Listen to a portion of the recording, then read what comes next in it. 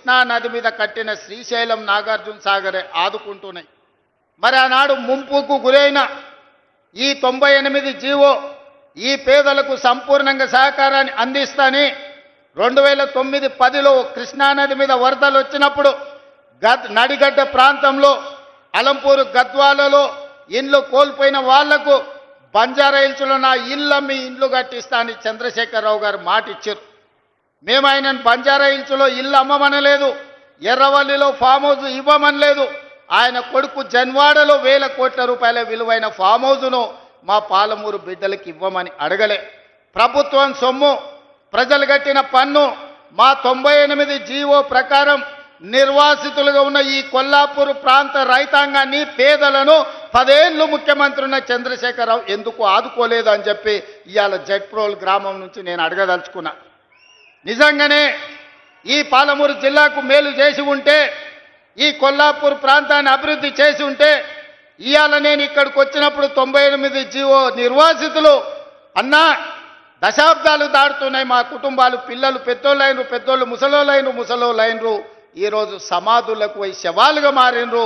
మా సమస్య మాత్రం శాశ్వతంగా జటిలంగా అట్లనే ఉన్నది, మా సమస్యకు పరిష్కారం చూపించమని ఈరోజు అడిగే పరిస్థితి ఎందుకు వచ్చిందని నేను అడుగుతున్నా. ఇవాళ నేను అడుగుతున్నా, మా వాల్మీకి బోయలను ఆనాడు రాజోలు బండ్ ఆర్టీఎస్ పాదయాత్ర సందర్భంగా వాల్మీకి సోదరులను ఎస్టీ జాబితాలో చేర్పిస్తా అని చెప్పింది చంద్రశేఖరరావు కాదా? మరి ఇవాళ మా వాల్మీకి సోదరులు మళ్ళీ ఈరోజు గట్టు తిమ్మప్ప నాయకత్వంలో అందరూ వచ్చి వాల్మీకులను ఎస్టీ బోయలుగా మార్చండి అని ఇవాళ రిప్రజెంటేషన్ ఇచ్చే పరిస్థితి వచ్చింది. వీళ్ళే కాదు, మాదాసి కురవలు ఈరోజు అడుగుతున్నారు మాకు ఎస్సీ సర్టిఫికెట్ కావాలి అని. మరి ఇవన్నీ కూడా అలంపూర్, గద్వాల్, కొల్లాపూర్, అచ్చంపేట అడవుల మధ్యనే ఈ నల్లమల ప్రాంతంలోనే ఈ జాతి ఎక్కువ ఉన్నది. ఈ జాతికి ఎందుకు న్యాయం చేయలేదు చంద్రశేఖరరావు? ఈ ప్రాంతం నుంచి ప్రాతినిధ్యం వహించిన వాళ్ళని నేను అడుగుతున్నా. ఒకవేళ నిజంగానే ఈ పాలమూరు జిల్లాకు మీరు ఏదైనా చేసి ఉంటే, ఉన్న సమస్యల్ని పరిష్కరించి ఉంటే, ఇవాళ వీళ్ళందరూ వచ్చి మళ్ళీ ఈ సమస్యలను ఎకరువు పెట్టాల్సిన అవసరం ఉంటుండేనా? ఒక్కసారి ఆలోచన చెయ్యండి. ఆనాడు నిన్ను ఎంపీగా గెలిపించింది మేము కాదా? నిన్ను పార్లమెంటుకు పంపించింది మేము కాదా? ఆనాడు కరీంనగర్ జిల్లా నుంచి వలసపోయి పారిపోయి పాలమూరుకు వస్తే నీకు అండగా మేము నిలబడితే, నీకు అన్నం మేము పెడితే 10 ఏళ్ళు ముఖ్యమంత్రిగా మా పాలమూరుకు సున్నం పెట్టింది నువ్వు కాదా చంద్రశేఖరరావు గారు? ఈరోజు ప్రజాపాలన వస్తే ప్రజాపాలనలో ఆయనకు దుఃఖం వస్తుందంట. ప్రజాపాలనను చూసి నేను అడగదలుచుకున్న, ఎందుకు వస్తుంది చంద్రశేఖరరావు గారి నీకు దుఃఖం? తట్ట పని, పార పని, మట్టి పని, వలసలు పోయి కూలీలుగా ఉండాల్సిన పాలమూరు రైతు బిడ్డ, నల్లమల బిడ్డ రేవంత్ రెడ్డి తెలంగాణ రాష్ట్రానికి ముఖ్యమంత్రి అయినా నీకు దుఃఖం వచ్చిందా? లేకపోతే మా దళితులేమో చెప్పులు కుట్టుకోవాలి, మా యాదవులేమో గొర్రెల్ని పెంచుకోవాలి, మా ముదిరాజు సోదరులు గంగపుత్రులు చేపలు పట్టుకోవాలి, మా గౌడన్నలు ఈదులు గీసుకోవాలని నువ్వు పథకాలు తెస్తే, మేము ఈనాడు మా దళితులు, మా యాదవులు, మా గౌళ్ళు, మా ముదిరాజులు, మా వాల్మీకులు, మా మాదాసి కురువ బోయల పిల్లలు చదువుకోవాలి. చదువుకోవడానికి young India integrated residential school Jatprolu గ్రామానికి 200 కోట్ల రూపాయలతోటి 25 ఎకరాల కట్టి చెప్పులు గుట్టుడు, చేపలు పట్టుడు, ఈదులు గీసుడు, గొర్రెలను పెంచుడు మా తాతలు ముత్తాతలు వాళ్ళ తాతలు కూడా ఆ వృత్తిలో వచ్చారు. ఇవాళ మా పాలమూరు జిల్లా మేలుకొన్నది. మా పిల్లలను డాక్టర్లను చేయాలి, ఇంజనీర్లను చేయాలి, ఈరోజు ఐఏఎస్లను చేయాలి, ఐపీఎస్లను చేయాలి, రాజ్యాలను ఏలాలి. మా పాలమూరు బిడ్డ తెలంగాణకు ఒక 20 ఏళ్ళు ముఖ్యమంత్రిగా ఉండాలి అని మా జిల్లా కంకణం కట్టుకున్నందుకు ఇవాళ నీకు కడుపు నొప్పయి దుఃఖం వచ్చిందా చంద్రశేఖరరావు గారని నేను అడుగుతుండా. మేము చేపలు పట్టుకోవాలి, మేము చెప్పులు కుట్టుకోవాలి, నువ్వు నీ బిడ్డలు నీ మనమన్లేవో రాజ్యాలు ఏలాలనా? అంటే మా పాలమూరు వాళ్ళకి మంత్రి పదవి వద్దా? ఇవాళ ఈ పాలమూరు జిల్లాల 14-12 గెలిచినాం, కానీ 14 గెలిచినుంటే ఇంకొక మంత్రి పదవి అదనంగా వచ్చేది.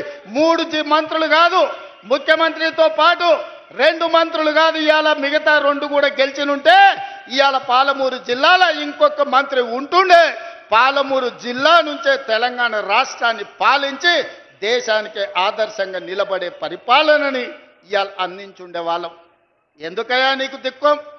40 ఏళ్ల నుంచి మా దళితులు, ముఖ్యంగా మా మాదిగ బిడ్డలు వర్గీకరణ కావాలి, మాకు న్యాయం జరగాలి, జీవితకాలం పశువులను కోసుకోవాలి, పశు మాంసమే తినాలనా, ఆ చర్మాన్ని తీసి చెప్పులు కుట్టి బతకాలనా, మా పిల్లలు ఎందుకు చదువుకోవద్దు, మా పిల్లలు ఎందుకు రాజ్యాలు ఏలొద్దు అని సంపత్ కుమార్, దామోదర్ రాజనరసింహ లాంటి వాళ్ళు, చదువుకున్న వాళ్ళు చైతన్యంతో ముందుకొచ్చి డాక్టర్ మల్లు రవి గారు లాంటి వాళ్ళు ఉదారత్వంగా పెద్ద మనసు చేసుకొని ముందుకొచ్చి మాదిగ ఉపకులాల వర్గీకరణ చేసినందుకు నీకు కడుపు నొప్పి లేసి దుఃఖం వచ్చిందా? ఎందుకంటే ఇవాళ ఇప్పుడే దామోదర్ రాజనరసింహ గారు చెప్తున్నారు, ఈసారి పిల్లలకు ఎడ్యుకేషన్లో, మెడికల్లో, నర్సింగ్లో చాలా సీట్లు వచ్చినాయి. పిల్లలు చాలా సంతోషంగా ఉన్నారు. వాళ్ళ తల్లిదండ్రుల కళ్ళల్లో నేను ఆనందం చూసినాను. అంటే మాదిగ ఉపకులాల వర్గీకరణ చేసినందుకు మాదిగోళ్ళ పిల్లలు ఇవాళ డాక్టర్లుగా, ఇంజనీర్లుగా సీట్లు వస్తుంటే నీ కొడుకుతో పాటు, నీ మనవడితో పాటు మాదిగోళ్ళ పిల్లలు చదువుకుంటారు కాబట్టి నీకు దుఃఖం వచ్చి నీ కళ్ళల్లో నీళ్ళు వచ్చినాయి. చంద్రశేఖరరావు గారు, నీ కళ్ళల్లో నిప్పులు ఎందుకు పోసుకుంటున్నావు? ఆ దళితుల పిల్లలు ఇంకెంతకాలం చెప్పులు కుట్టుకొని బతకాలి? ఇందుకే నీకు దుఃఖం వచ్చిందా అని నేను అడుగుతున్నా. మిత్రులారా, ఇవాళ ఆలోచన చేయండి. నిజంగానే 10 సంవత్సరాలు చంద్రశేఖరరావు గారు ముఖ్యమంత్రిగా ఉన్నప్పుడు 20 లక్షల కోట్ల రూపాయలు ఆయన చేతికి వచ్చినాయి. ప్రజలు కట్టిన పన్నులు కావచ్చు, 8 లక్షల కోట్ల రూపాయలు బ్యాంకుల్లో ఆయన చేసిన అప్పులు కావచ్చు. ఆనాడు అన్నాడు, ఉమ్మడి రాష్ట్రంలో, తెలంగాణ ఉద్యమంలో, ఉమ్మడి రాష్ట్రంలో సమైక్య పాలనలో సీమాంధ్రులు మన సాగునీటి ప్రాజెక్టులు కట్టలేదు, నిర్లక్ష్యం చేసిండ్రు, అందుకే పాలమూరు జిల్లా ఎడారిగా మారింది. ఎడారిగా మారిన పాలమూరు జిల్లా నుంచి లక్షలాది భార్యాభర్తలు జంటలుగా వలసలు పోయినరాడు. నిజమే, ఆనాడు ఉమ్మడి రాష్ట్రంలో అన్యాయం జరిగింది. ఈ పక్కన కల్వకుర్తి మొదలుపెట్టి అక్కడ పెట్టి పోతిరెడ్డి పాడు ద్వారా వాళ్ళు తరలించకపోయినరు నీళ్లు. ఈ పక్కన జూరాల కావచ్చు, నెట్టంపాడు కావచ్చు, భీమా కావచ్చు, కల్వకుర్తి కావచ్చు, పాలమూరు రంగారెడ్డి కావచ్చు, ఇలాంటి ఎన్నో ప్రాజెక్టులు కట్టకుండా ఎస్ఎల్బిసి టన్నెల్ కావచ్చు, ఉమ్మడి రాష్ట్రంలో అన్యాయం జరిగింది. మా పొలాలకు నీళ్లు రాలే. మా ఎండిపోతున్న పొలాలను చూసి మా కళ్ళల్లో నీళ్లు దారగట్టినాయి.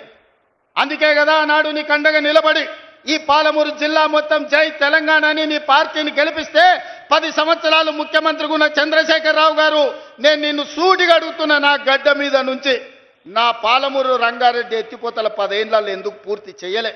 నా కల్వకుర్తి ఏమైంది? నా నెట్టంపాడు ఏమైంది? నా భీమా ఏమైంది? నా కోయిల్ సాగర్ ఏమైంది? నా జూరాల ఏమైంది? ఇవాళ నా జిల్లాలో ఉన్న ప్రాజెక్టులను ఉమ్మడి రాష్ట్రంలో జరిగిన అన్యాయం కంటే నువ్వు ముఖ్యమంత్రిగా ఉండి మేము ఎంపిక చేసి పార్లమెంట్ గెలిపిస్తే మాకు ద్రోహం చేసింది, మా గుండెల మీద తన్నింది నువ్వు కాదా అని నేను ఈ గడ్డ మీద నుంచి అడుగుతున్నా. 10 సంవత్సరాలు 20 లక్షల కోట్లు ఖర్చు పెట్టిన చంద్రశేఖరరావు ఒక 20-25 వేల కోట్లు ఖర్చు పెట్టినుంటే 20 లక్షల ఎకరాలు పాలమూరు జిల్లాలో మా భూములకు నీళ్లు వస్తుండే కదా.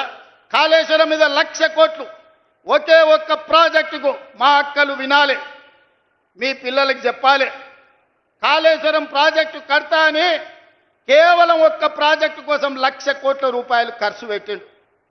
కట్టుడు 2019, కూలుడు 2023.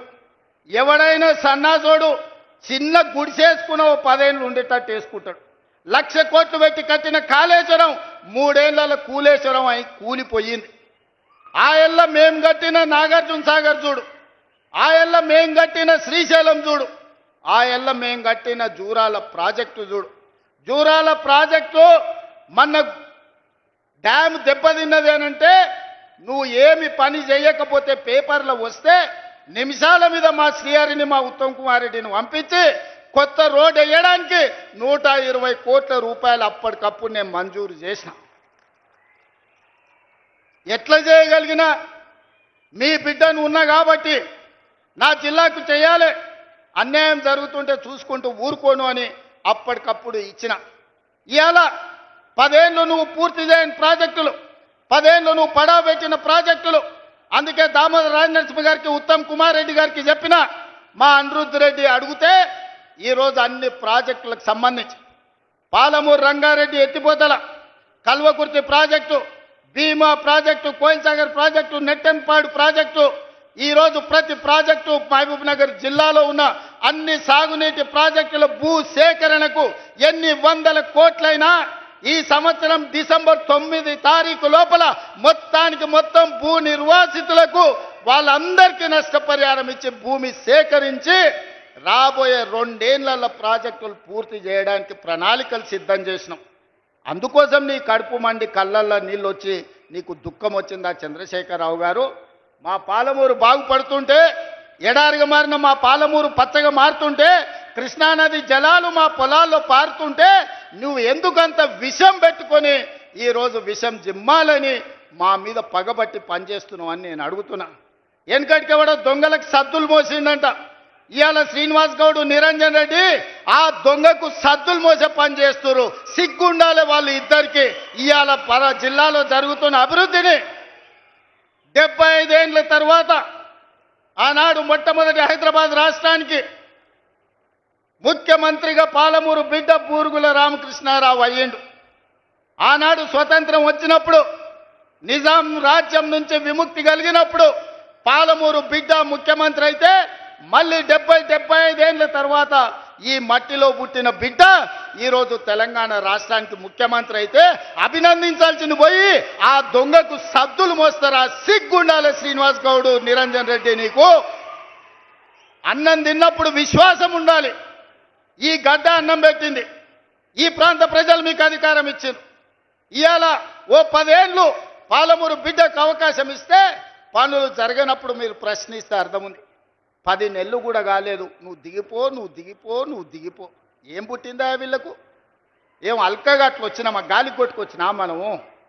పాలమూరులో మీరు అందరు మా అక్కలందరూ ఆశీర్వదిస్తే కుర్చీలో కూర్చోలేదా?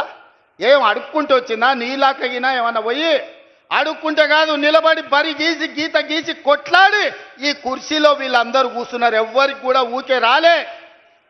శంకర్, ఈర్లపల్లి శంకర్ బట్టలు ఉతికే జాతి ఇవాళ ఎమ్మెల్యే వేదిక మీద కూర్చున్నాడు. చేపలు పట్టుకునే శ్రీహరి ఈరోజు మంత్రి అయ్యాడు. పార్లమెంట్ ఎన్నికలప్పుడు మక్తల్ ఒక మాట చెప్పిన, పార్లమెంట్ ఎన్నికల తర్వాత తప్పకుండా ముదిరాజు బిడ్డను మంత్రిని చేస్తామని ఇచ్చిన మాట ప్రకారం ఇవాళ ముదిరాజు బిడ్డ మంత్రి ఈ వేదిక మీద ఉన్నాడు పాలమూరు జిల్లా నుంచి. పాలమూరు అధికారం లేకపోతే ఇవాళ పాలమూరు బిడ్డ మొదటిసారి ఎమ్మెల్యే మంత్రి అవుతుండేనా? ఇవాళ మీరు ఆలోచన చేయండి. ఇవాళ ఈర్లపల్లి శంకర్ ఎమ్మెల్యే వేదిక మీద ఉంటుండేనా? మీరు ఒకసారి ఆలోచన చేయండి. ఇవాళ ఈ వేదిక మీద ఉన్న వాళ్ళు చాలామంది చదువుకున్న వాళ్ళు ఉన్నారు. వీళ్ళందరూ ఎమ్మెల్యేలు ఎట్లయినరు? ప్రజాపాలన కాంగ్రెస్ పార్టీ మీ ఆశీర్వాదంతో అయ్యిండ్రు. అందుకే ఇవాళ వాళ్ళు అంటున్నారు ఎవరికి ఏమి జరగలేదని. నేను చెప్పదలుచుకున్న 5 నిమిషాలు. ఇవాళ రైతులను తీసుకుందాం. రైతులకు 24 గంటల ఉచిత కరెంటు వస్తుందా లేదా సోదరులారా? మీరు చెప్పండి గుండెల మీద చేసుకొని. కాంగ్రెస్ వస్తే కరెంటు ఉండదన్నాడు కేసీఆర్. ఇవాళ వ్యవసాయ పొలాలల్లా ఇవాళ కరెంటు మేము ఇస్తున్నాం. 18 నెలల ఉచిత కరెంటు ఎవరు మొదలుపెట్టిండ్రా? ఆనాడు 2004 ఎల్పీ స్టేడియంలో రాజశేఖర్ రెడ్డి గారు మొట్టమొదటి సంతకం శిలాశాసనంగా సోనియా గాంధీ గారి సమక్షంలో ఆనాడు రైతులకు ఉచిత కరెంటు ఇస్తామని చెప్పి సంతకం పెట్టి 1300 కోట్ల రూపాయల బిల్లులు, అక్రమ కేసులు రైతుల మీద ఉంటే అన్నిటిని రద్దు చేసింది కాంగ్రెస్ పార్టీ కాదా? ఉచిత కరెంట్ అంటేనే కాంగ్రెస్ అంటేనే ఉచిత కరెంటు. ప్రజలకు ఇచ్చింది మేము, కొనసాగించింది మీరు. తాతకు దగ్గు నేర్పినట్టు కాంగ్రెస్ వాళ్ళకు ఉచిత కరెంటు గురించి చంద్రశేఖరరావు చెప్పనికపోతాడు. ఇవాళ ఉచిత కరెంటు అమలు జరుగుతుంది కదా. ఆనాడు మీరు ఒరేసుకుంటే ఉరి అన్నారు. ఒరేసుకుంటే చివరి గింజ వరకు కొంటాం, చివరి గింజ వరకు గిట్టుబాటు ధర ఇవ్వడమే కాదు 500 రూపాయల బోనస్ ఇస్తామని ఇవాళ కృష్ణారావు గారు చెప్పినట్టు ఎకరకి 25 క్వింటాలు 30 క్వింటాలు వండిస్తే 500 లెక్క కట్టి దాదాపు 15,000 రూపాయల బోనస్ ఇవాళ రైతుల ఖాతాలో వేస్తున్నాం. ఈ దేశంలోనే ఒక్క సంవత్సరంలో 2,85,00,000 మెట్రిక్ టన్నులు ఇవాళ ఒట్లు పండించి దేశంలోనే నెంబర్ 1 వరి పండించడంలో తెలంగాణ ఉంటే 500 రూపాయల బోనస్ ఇచ్చి ఇవాళ మేము కొనుక్కుంటున్నాం.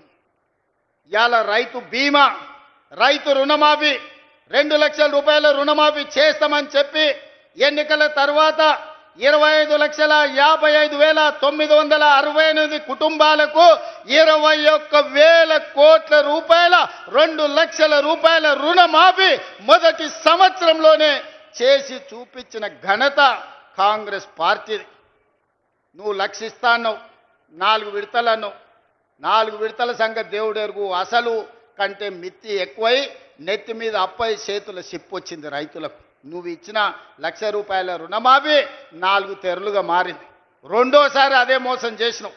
నువ్వు 2 సార్లు కలిపి 10 ఏళ్లల్లో నువ్వు ఇచ్చింది లెక్క కడితే మిత్తి ఓను 16,000 కోట్ల రూపాయలు ఇస్తే మొదటి సంవత్సరంలోనే 21,000 కోట్ల రూపాయలు రైతుల ఖాతా వేసి రైతుల రుణం తీరడమే కాదు, రైతుల రుణం మేము తీర్చుకున్నాం. రైతులు బ్యాంకుకు రుణం తీర్చుకుంటే కాంగ్రెస్ పార్టీ ప్రజా పాలన రైతులు ఆశీర్వదించినందుకు వాళ్ళ రుణం మేం తీర్చుకున్నాం.